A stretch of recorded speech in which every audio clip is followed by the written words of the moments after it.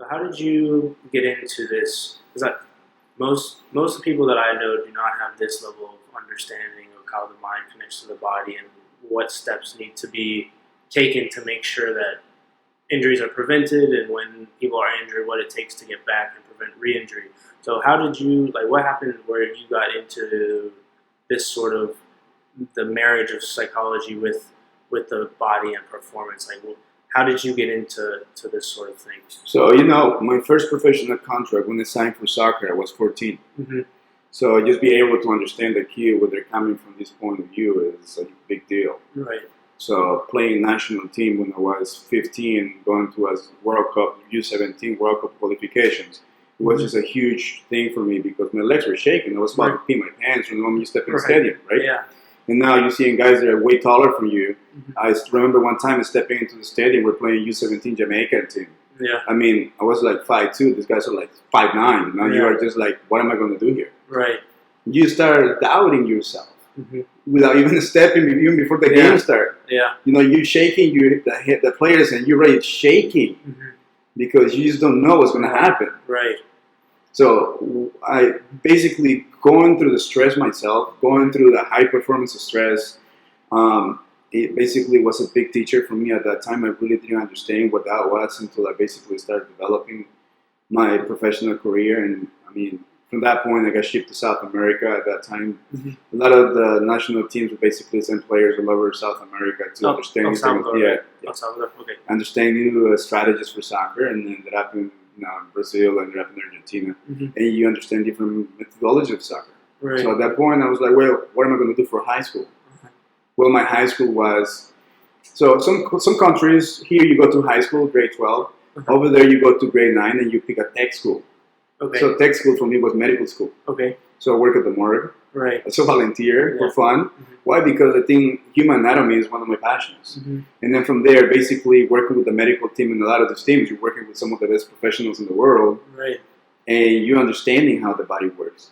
And I volunteered to be in some of the surgeries to see how to do a meniscus repair. Right. And then from there, you are with the medical staff, learning how they're going to get this athlete back in X amount of time. Right. So it's a completely different experience than just going through a book. Yeah, definitely. And now when you go into this, now the first thing I remember, I was in Brazil. The first thing I remember, the coach was like, all right, how do you feel? The whole therapy was talking to the athlete for 2 days.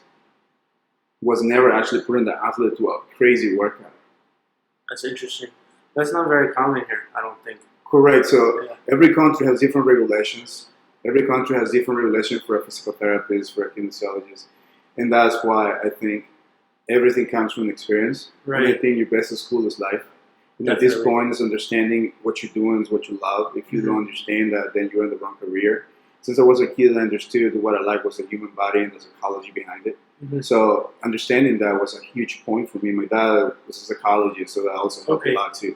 Cool. So understanding that was very different, and coming out from a third world country like El Salvador after the Civil War, you wake up and you see a bunch of bodies piled up on the side of the road and growing up with all the violence and MS-13 trying to recruit you to go join the gang, and you're trying to fighting you wait around to go into playing professional. And sometimes no eating, so you basically understand what determination makes you do, and how you stay in a clear path in order to accomplish what you want to accomplish. Yeah. So coming to this country was a completely different point because then I had major injuries where I ended my career. And that's the reason why I got into a full complete, which was recovery and understanding how the human body works. And a lot of these things, to be honest with you, a lot of these things you marry them together not because you learn from the book, you learn from school, you learn from own life experience. But also understanding what pain is, understanding what's laying in bed and to be able to get up, understanding what goes through your head. And I think that's one of the big factors that comes into knowing what the other person is, having the sympathy and having the connection. You've experienced those things before, like definitely other trainers and doctors who have not been athletes at least college or some sort of high level, or haven't been injured before to the point where you're laying in bed after surgery and you can't move because your leg is they repaired your knee or your ankle or whatever the case is. Like being able to connect with that athlete on that, like, hey, I was there. I understand what you're going through. This is how we're going to get you through it. I feel like as an athlete, you trust way more when that person has experienced that before. And that needs to, like you were saying, you need to make sure that your athlete trusts you.